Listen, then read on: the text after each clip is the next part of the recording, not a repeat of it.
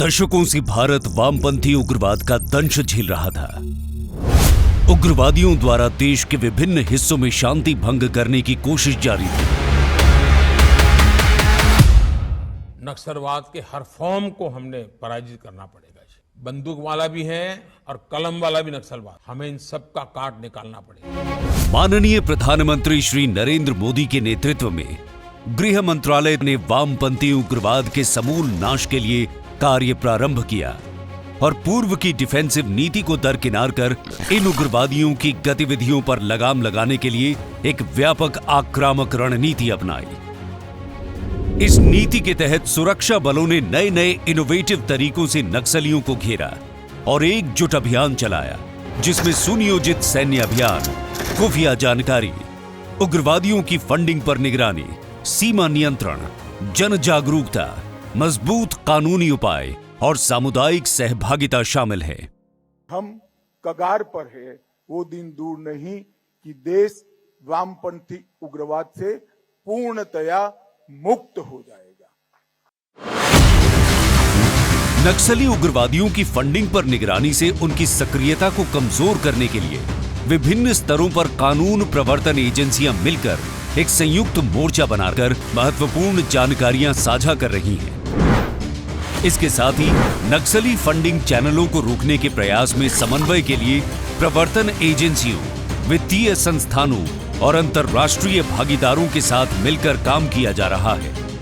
उग्रवादी पैटर्न, विसंगतियों और वित्त पोषण के संभावित स्रोतों की पहचान के लिए एकत्र किए गए डेटा का सावधानीपूर्वक विश्लेषण किया जा रहा है। इस प्रक्रिया का उद्देश्य उग्रवादी वित्तीय नेटवर्क को बाधित करना और वित्त पोषक पर कानूनी कार्रवाई करना है।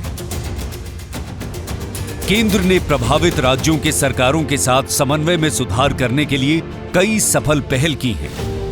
इसमें केंद्रीय सशस्त्र पुलिस बटालियन, हेलीकॉप्टर प्रशिक्षण, राज्य पुलिस बलों के आधुनिकीकरण के लिए विभिन्न साधनों की मदद शामिल है, जिससे जनता को सुरक्षित रखने में मदद मिलेगी। SRE योजना के अंतर्गत पिछले 4 वर्षों में वामपंथी उग्रवाद प्रभावित राज्यों को 1285 करोड़ रुपए जारी किए गए और केंद्र सरकार ने पिछले 9 वर्षों में SRE योजना के तहत धन के रिलीज में लगभग 124% की वृद्धि की। साथ ही केंद्रीय एजेंसियों को 4 वर्षों में 73 करोड़ कैंप इंफ्रास्ट्रक्चर के लिए और 6 अस्पतालों के उन्नयन के लिए 12 करोड़ 6 लाख की सहायता मिली है। उग्रवाद से जुड़े अपराध कानूनों को मजबूत किया गया। त्वरित न्याय सुनिश्चित करने के लिए अदालतों में नक्सल संबंधी मामलों को तेजी से निपटाने पर जोर दिया गया। प्रधानमंत्री श्री नरेंद्र मोदी के मार्गदर्शन में गृह मंत्री अमित शाह की बनाई आक्रामक रणनीति ने नक्सल उग्रवाद के खिलाफ माहौल ही बदल दिया। काठमांडू से तिरुपति तक रेड कॉरिडोर बनाने की बात करने वाले वामपंथी उग्रवाद अब कुछ ही जिलों तक सिमट कर रह गए हैं। ये एक ईमानदारी से क्रियान्वित आक्रामक रणनीति की शक्ति का प्रमाण है कि हिंसा को समाप्त कर स्थायी शांति स्थापित करने के सपने को साकार किया जा रहा है।